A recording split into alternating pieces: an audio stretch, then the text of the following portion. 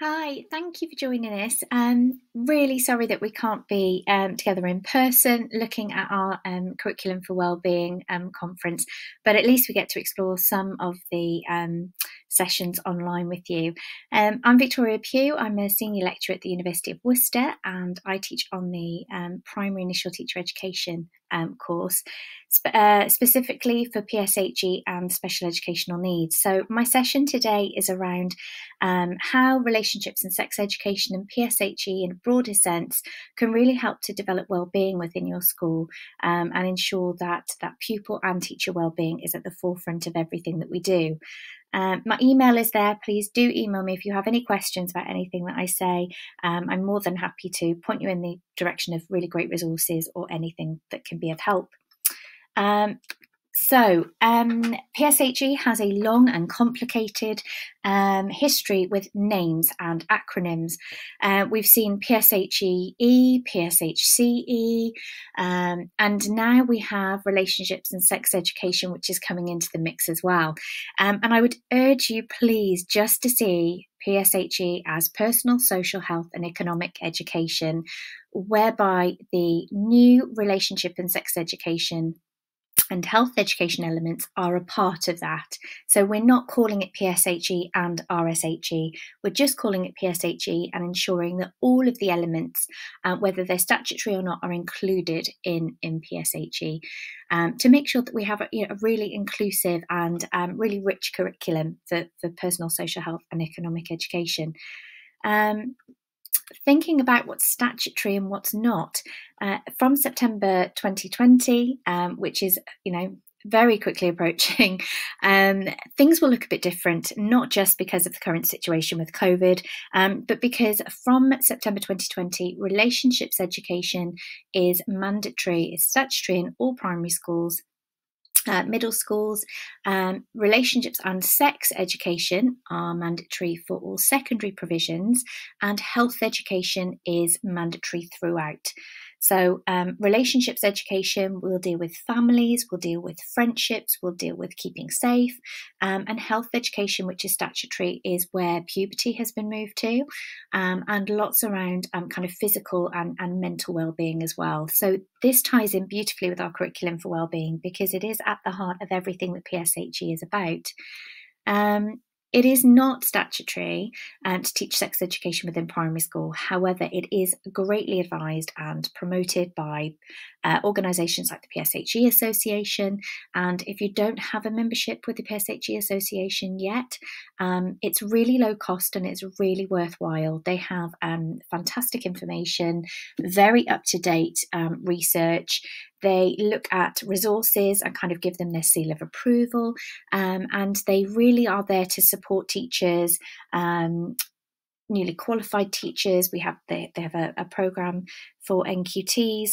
There's some information that I helped to develop with them around initial teacher education as well, to ensure that all of our students are really confident in teaching PSHE before they even set foot through the door of their NQT year.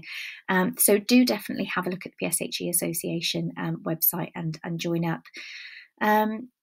Other kind of factors to think about when you're thinking about what's statutory, what's not, is having a look at your own curriculum and thinking about what do you cover already. So as you look through the guidance document, which I've put a link to at the end of the PowerPoint, please do think about what do you do that's amazing already? This isn't about throwing everything out and starting again. This is thinking about what great things do you do already in your curriculum, and then just adding in or tweaking or adapting bits that you think that could be updated or made even better. So thinking about where does PSHE fit in and why it's important and why should we bother? Besides the fact that PSHE will inevitably give our pupils a really solid understanding of their own health, the health of others around them, their own personal preferences. It will teach them life skills. There are also other things that PSHE can do. So it can help to support Ofsted judgments in the personal development section, in the behaviour and attitude section, and leadership as well. It supports safeguarding. So if you're thinking about the way in which we as schools, as leaders, as head teachers, as designated safeguarding leads can really ensure that children are safe within our school, them having an understanding and us being able to teach them about how to keep themselves safe as well will inevitably help with that. It'll allow pupils to develop knowledge and skills, because we're thinking not just about content, we're thinking about the skills that they can use, that they can apply, that they can develop, that we can show progress in, and thinking about how they can keep safe and healthy in everyday life, and also to help to prepare them for the situations within the future that they might come across, so that they are prepared and they have the skills that they need to be able to navigate some of those. And it can support and encourage pupils to be really resilient learners. So we can think about, when things don't quite go to plan, when things don't go right, how can they start to think about different routes or how to overcome that, or to challenge some of the feelings that they are having, and to be able to support their feelings as well. So this document is called the Roadmap to Statutory RSE, and this was produced by a number of different organisations, Sex Education Forum, a number of unions, PSHE Association, and it's a really fantastic document that you can find on the PSHE Association website or Sex Education Forum website, and it basically just gives a kind of where to start with your school and preparing for statutory RSE. So being really clear about what is statutory, what isn't, making sure that you have some really clear leadership for PSHE and RSE within your school, making sure that you've assessed where you are now. That, as I was saying before, what are you doing that's really brilliant? What needs a bit more work? Thinking about the pupil needs and the local needs. If you are in an area which has a particular need, perhaps there's high cases of domestic violence or drug use or alcoholism, or there's low income. Think about what your community needs. What do your pupils really need? And focus on that. Make it bespoke for them, because that will really help them to develop the skills that they need for their own well-being and for the well-being of their families. Think about refreshing your policy so that it's really clear, everyone has a full understanding of what language you're going to be using, how PSHE and RSE are going to be delivered. Think about the resources that you're going to use. Think about how it's going to be assessed. All of that is really important to have that refresh. Think about reviewing your curriculum. And it might be that you want to buy into a scheme. It might be that you already have one that can be adapted.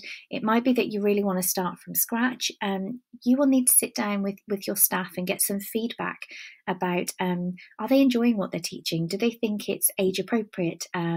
Would they like to do something slightly different? Have they found that in their year group there are different issues which are coming up which maybe aren't being looked at from the curriculum or the set units that they're being given? So once you've updated your curriculum, you need to ensure that your staff are prepared for that. So that means having some meetings around what's new, what's changed, any kind of pedagogical issues that maybe if they're not feeling really confident with what they can do within their subjects, how to teach inclusively, how to have active teaching. PSHE is not really a sort of sit down and test it kind of subject. So the more you can get in there with role play, with scenarios, with discussion, with debates, making blogs, having posters, all of those kind of slightly more creative and active things will really, really help to develop skills. Think about when you're going to review and evaluate your curriculum, and then ensure that that is communicated to everyone, so that your governors, your parents, carers, your local community, see what support they can provide as well, and your pupils, as well as teachers and support staff.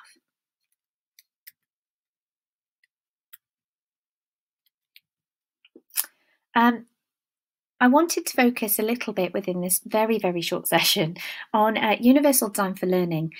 This is a framework which was designed by CAST, and it stems from universal design as in for buildings, and just to make things generally more accessible for people, particularly with disabilities.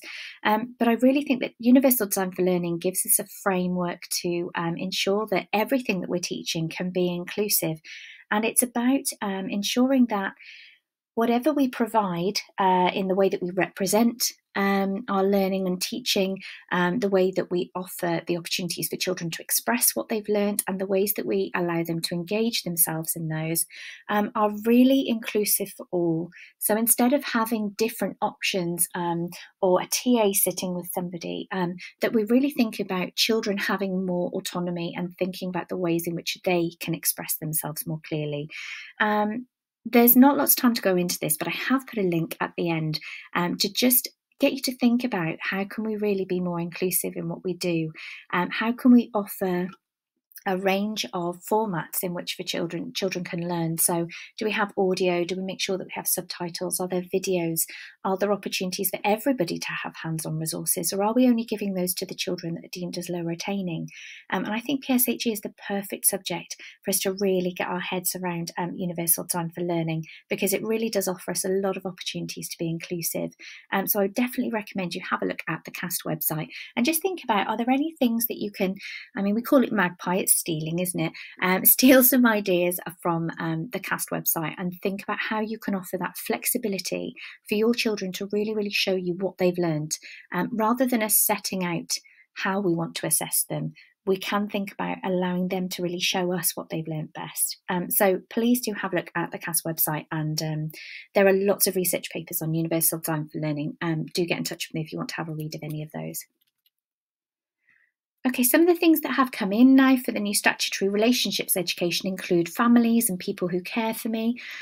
This is going to be absolutely vital in September or now, June 1st, as other children in certain year groups are coming back into school. I won't use the word unprecedented because we've heard it a lot of times, but it is a very strange time, a very strange situation that everybody is going through. Children will be feeling this as well. There will be those children who have thrived at home with their families, their loved ones, their carers, and they have those amazing relationships and really they've enjoyed that time. There will be other children for whom this has not been a positive time, and schools are going to be their sanctuary, their saving grace. Coming back to school is going to be what they want and what they need. And so we have to think about the ways in which we can support families and carers to really be able to encourage children back to school in a safe way and make sure that they are aware of the diversities of families, that actually being with families isn't fun for everybody, that different families look different, and then thinking about what the characteristics of a healthy family life are. And some children won't have seen a healthy family life. This doesn't mean, that there aren't bickering in the household, especially when you're all crammed in together for 8 weeks on top of each other. I do have 3 children, so I am completely understanding of this. But it's thinking about what families do and what the characteristics of families are that make them so special. So thinking about families as we come back to school is going to be even more important than ever. And I think this last objective is quite a tricky one. How to recognise if family relationships are making them feel unhappy or safe, and how to seek help or advice from others if needed. So it really does link so heavily to safeguarding. And as you read through the guidance, you will see that a lot of the objectives link to how to find help, how to identify healthy relationships, who to go to, and permission seeking. So there's lots of that which is linking in with the safeguarding and linking in with strong leadership as well, for thinking about Ofsted and thinking about how your school has strong leadership that helps the children to know how to keep safe and how to support them with that learning. I think picture books are an incredible resource. They are inclusive, they're fun. You can take one page from a picture book and create a whole series of lessons from it. It can be very creative, but likewise, it doesn't have to always have the words in it. It can just be pictures. It can be animations from the pictures. And these are just some books that I think are absolutely brilliant. These are very cheap on Amazon. I've been a PSHE coordinator for a very long time, and I know that we never ever have a budget as a PSHE coordinator. So none of these I think are above £5 or £6. And Tango Makes Three is the very controversial book about 2 male penguins who bring up a penguin egg and rear it. I think it was banned in the US. But it's a lovely, lovely book to look at same-sex marriages and relationships. And this is something that as schools we need to be really aware of, the fact that this isn't about teaching LGBTQ plus sessions in year 6. This is about ensuring that every family that set foot in your nursery door or your reception area to come and have a look around know that you are an inclusive school. And that is shown by the pictures, by the books that you have, by the language that is used. And Tango Mix 3 is just a lovely one to have on the bookshelf. The family book by Todd Parr is fantastic. I mean, I think any of the books by Todd Parr are particularly good. It's quite a good distancing technique because it doesn't use actual people. It uses kind of very silly, cartoony kind of things. Sometimes it uses animals, and it just looks at sort of, some families have 2 dads, some families have 2 mums, some families only have 1 parent, but all families like to celebrate special times. So it's looking at the things that are the same about families, but then the things that are different, and the diversity around that. So definitely one to put on the bookshelf and ask for resource-wise. Some secrets should never be kept. This is really important when we're looking at permission seeking and well-being within school, about feeling safe and knowing that actually surprises can be kept, but secrets are very different.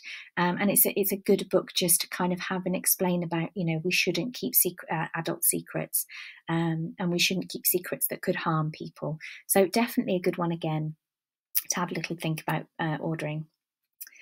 A few for kind of Key Stage 2 or those more confident readers.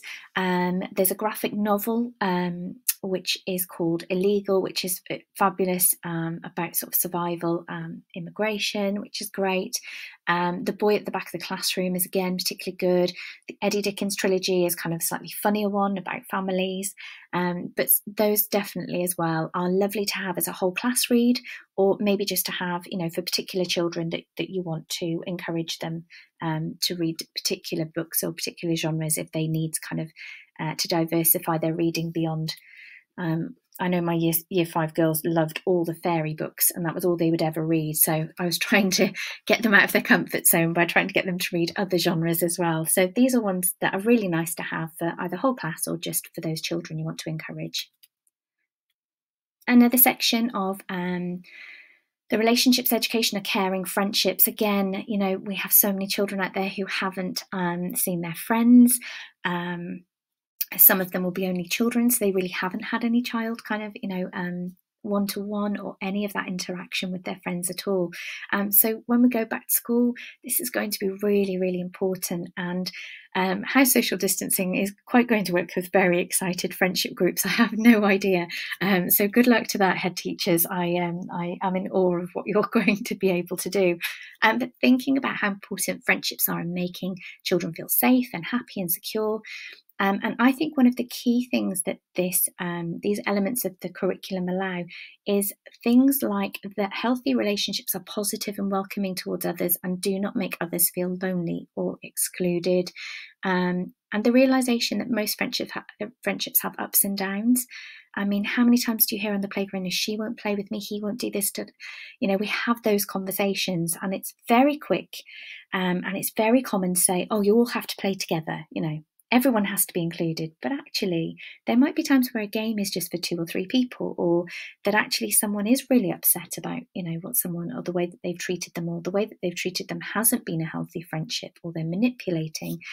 So we do have to try and encourage children to really be able to judge when a friendship is really making them feel unhappy, or whether it's just a fallout and, they've been upset and it's absolutely fine. They can move on with it, which is no easy feat. But resilience in friendship, there are some resources that I've attached to the end of the PowerPoint, which hopefully will be useful as well. Again, some picture books, best friends or not, thinking about negotiation in friendships when you want to play something and your friend doesn't. I really like this book, Sometimes Jokes Aren't Funny. This, I think, then equates to banter in Key Stage 2 and Key Stage 3, when we start to think about what's banter, what's not. When someone's making a joke, if the other person isn't laughing, is it a joke? If that person keeps on going, thinking about hidden bullying and what that looks like. And that book is just a lovely, lovely starter for discussion, for role play, and really to get children thinking about, okay, when is it too much? When is that not okay or appropriate? And again, well-being in school, we're thinking about ensuring that the children feel safe when they come to school, that they feel happy when they come to school, and that they feel as though they are included and part of something. So that is a great one just to give some discussion. Again, some Key Stage 2 ideas. Wonder is a beautiful book. I think it's been turned into a film as well. And it's just about being an outsider, basically. From a SENDI point of view as well, it looks at disfiguration and the decision of parents to kind of either homeschool and why would you do that? With my Year 4-5 class, we got so much discussion out of this book as a whole class reader that it was absolutely fantastic. Charlotte's Web, thinking about unlikely friendships, what happens when you lose somebody, is particularly good. There's a Boy Just Like Me, thinking about when people come into your community and they might be slightly different, or they might not look the same, or they might not have the same religion, or they might not be exactly the same as you. How lovely that is, and what a great opportunity it is to be able to have friends regardless. Online relationships, again, a massive part of the new curriculum, and something that really needs to be more than just teaching them about keeping their passwords and things safe. We want them to be really critical about their friendships online.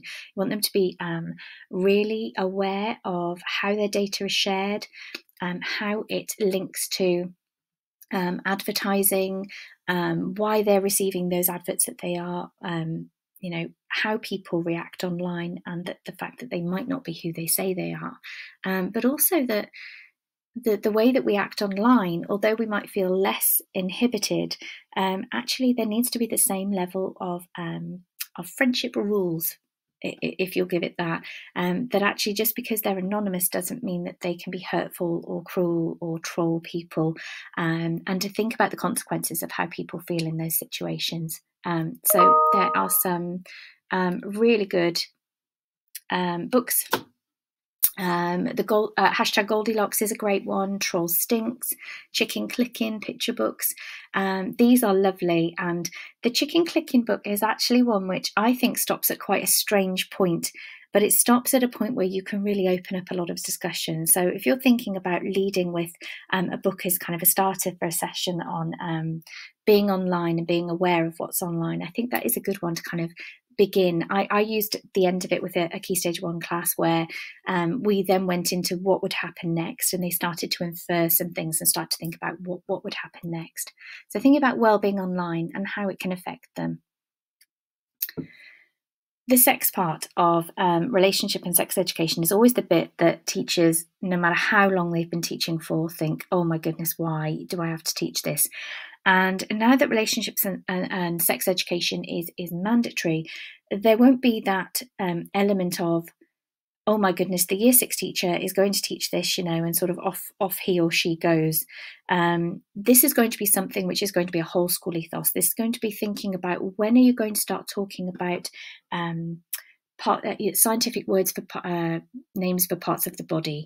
When are you going to start thinking about when you talk about private parts, and when you talk about differences between girls and boys? And hopefully I would encourage you that should start from reception, or from the minute they enter your door, depending on whether you're a first and infant middle school, because when we just refer to private parts, when we say penis, vagina, vulva, all of those words, we're actually just saying the scientific word for them. And we're giving the children the power to be able to really understand what the parts of their body are, which from a safeguarding point of view is huge. It really is important that when children are talking to us about their concerns, that they have the vocabulary to be able to do that articulately and accurately. So the sex part is really, really going to be something that you sit down with parents, with carers, with staff, with leadership in the school, and perhaps with some past students. So if you have students who've gone on to Year 7, Year 8, inviting them back to talk about your PSHE curriculum can be really powerful, because actually they can tell you the bits that they wish they'd known before they went to high school. And I think that can be a really, really valuable consultation with them. These are some of the things to think about as a staff, as a school. Where do you want to teach this? Do you not want to teach it? I personally haven't taught STIs in depth in primary school, but I have alluded to the fact that, the reason that some people would use contraception is because, or that everyone would use contraception, is to protect from diseases there are diseases that can be passed on through sex.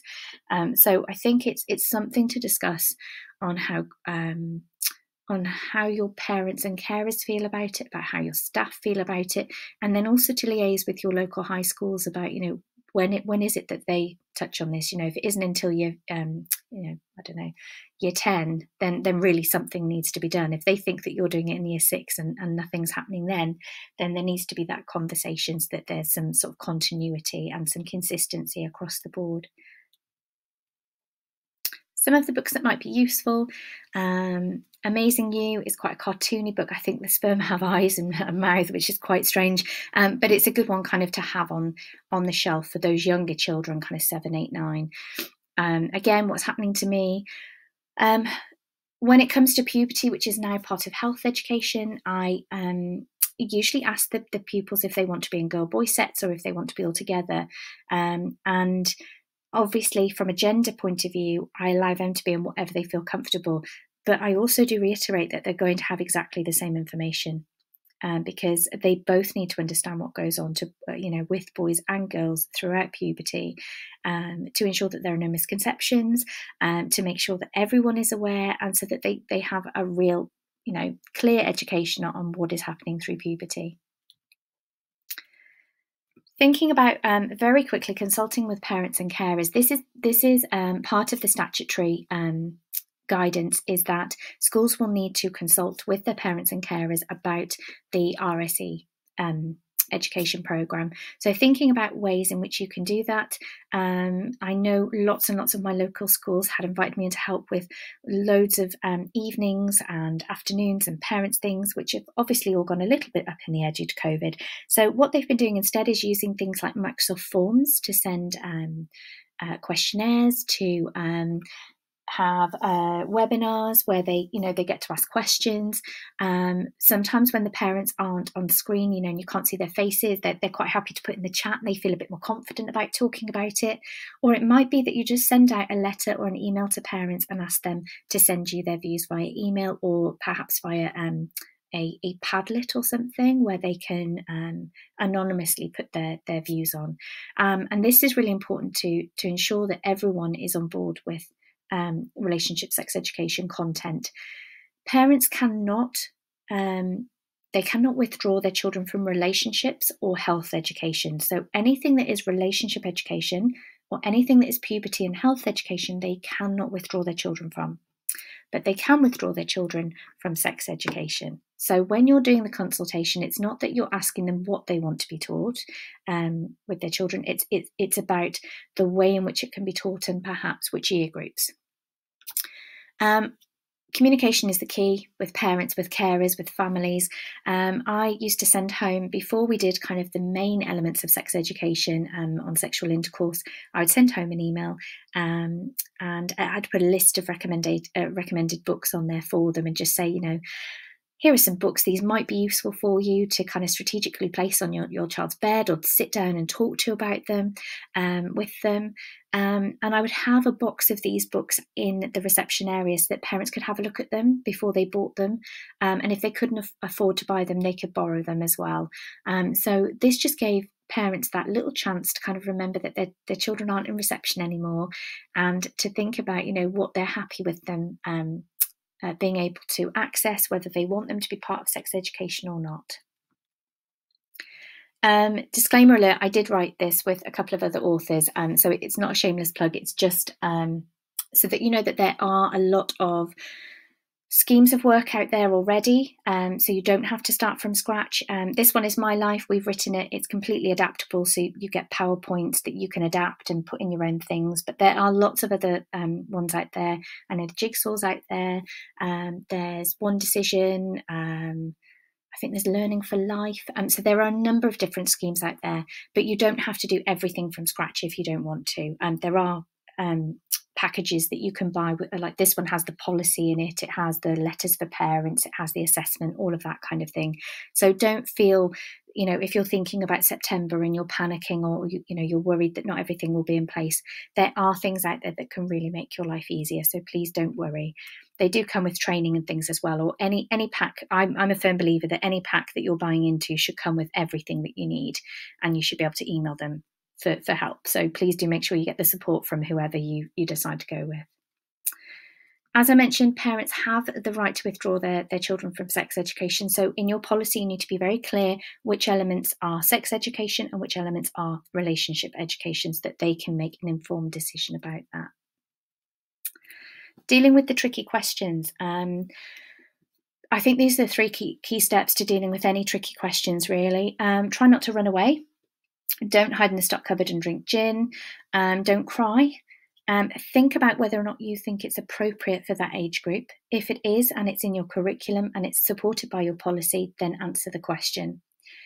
If it is in your policy and it is in your content, but it's for a slightly different year group, then there's no harm in saying, thank you for your question, but actually I think we're going to do that, in year whatever, when we look at, and whatever it is. You're not fobbing them off, but you're letting them know that that information will come. And you can always say, if you want to know now, please do speak to your parent or carer or whoever loves you at home, because it does say in the guidance, that the parents are the main educators in this area. And so we do need to be, making sure that if we don't feel comfortable answering those questions, or it isn't in the policy, that we ask them to ask their parents or carers. If it's something which is not age appropriate, it's not in the policy, then obviously you're perfectly within your rights to say, do you know what, that isn't a question I can answer, but how about you ask your parent carer at home? So please don't feel that you have to answer everything. And it is definitely worthwhile, and I have learnt this the hard way. Don't ask them just to put their hands up and ask you questions. Do make sure that you get them to put it in an ask it basket or an ask it basket, however you would like to say it, so that you can edit it first and you can be really sure that you are happy to answer the question, that it's appropriate for everybody. As a very keen NQT, I stupidly just let them put their hands up and ask questions and regretted it instantly. So learn from my mistakes. Thinking about consent, we need to introduce the idea of consent very, very early on in early years, key stage 1. Thinking about that child who plays with other people's hair on the carpet and the child has said no, or moved away, they don't like that. Thinking about them being able to have consent and permission over their bodies. And I've put a little video on there, which is called Consent Cup of Tea. If you Google that, Consent Cup of Tea, it just shows you how that feeds into key stage 3, key stage 4 and onwards when we're thinking about consent, and what that looks like right from early years, with that cup of tea consent being kind of for the key stage 3 element of that. Thinking about what's next for you. This has been a very brief, very quick overview of PSHE and wellbeing. I haven't touched on mental health because that is a completely different session, and would take up several sessions. It's such a huge area, but mental health is part of the health element, and for a lot of it is part of relationships as well. And if you want any advice, or if you want any resources or anything, please do email me. I'm happy to send those on. I just couldn't fit it all into one. So thinking about having a really strong PSHE curriculum which encompasses all of the statutory relationship and the non-statutory sex and the statutory health education within there, plus all of the other elements such as economic education, global awareness, careers, all of those things is really important. So I would advise you to have a think about what is your ethos as a school, what are your aims as a school, what research have you got, or what elements from NHS data or any kind of local data that you have about the needs of your community? What are your pupils saying that they want? What are your staff saying that they want?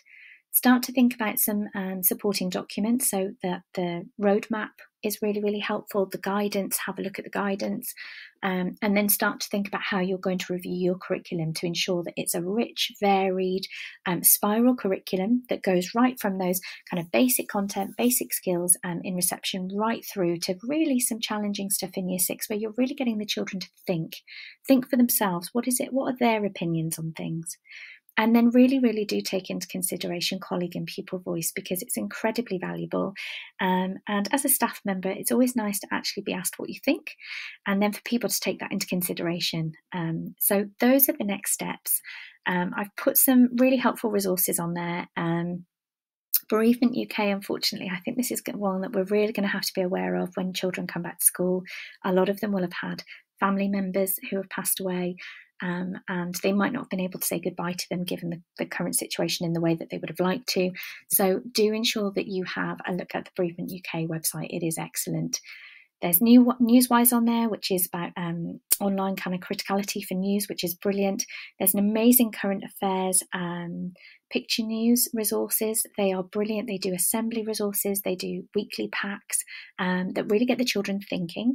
There's Friends for Life resources, which is all about resilience in friendships. And there's the cast and the guidance documents there. Thank you for this very whistle-stop tour of PSHE and wellbeing. I hope it's useful, and do get in touch with me if I can help in any way.